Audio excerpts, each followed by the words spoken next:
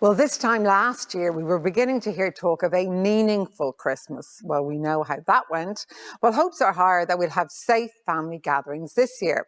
What might be under the tree or even on the table? Well, that may be a problem, as Louise Byrne now reports. Sweet silver bells. No, it's not even close to Halloween.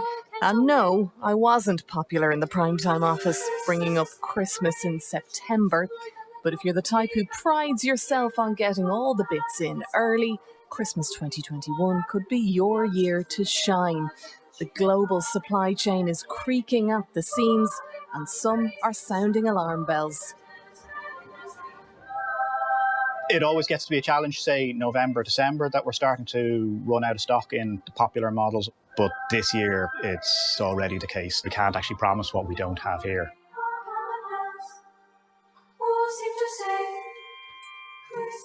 I don't want a lot for Christmas. There is just one thing I need. Mariah Carey mightn't have wanted a lot for Christmas, but the rest of us are actually expected to spend our way out of COVID lockdown, just like we did last year. In 2020, the research showed that while we didn't go in and out of shops as much or spend as long browsing through the shelves, we still managed to spend 10% more in Christmas 2019.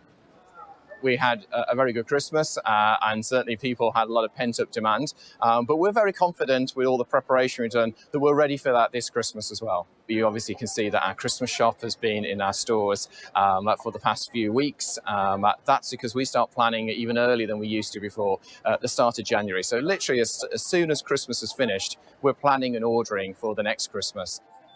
While the advice from Arnott's is not to panic, retailers like Smiths, Pennies and IKEA have all warned there could be issues with Christmas supplies.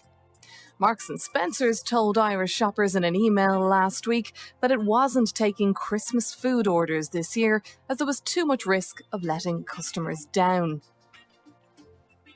Normally, the global supply chain, how goods and parts move internationally, is like a light switch.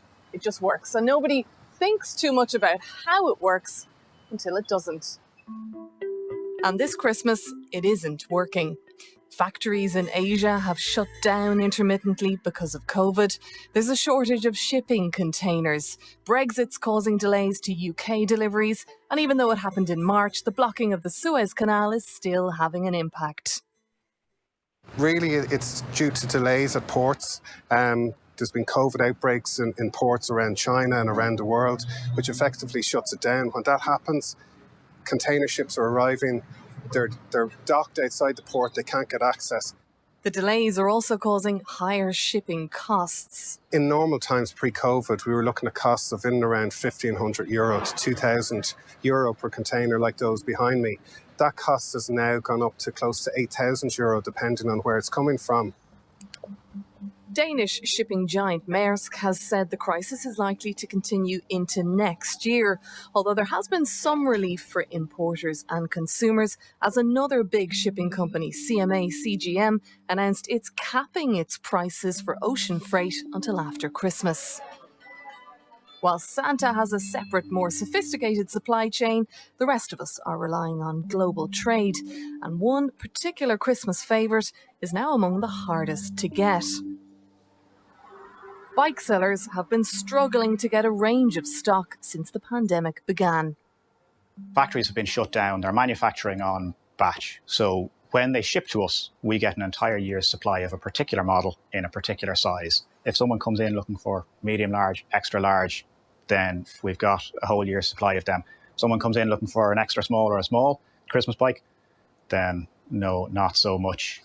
So you will get a bike this Christmas, but just not potentially the exact one you want.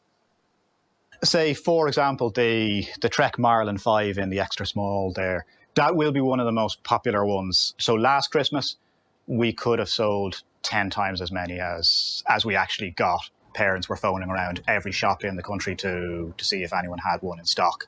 So we will have more of those coming. The only problem is they will probably sell out as soon as we actually get them.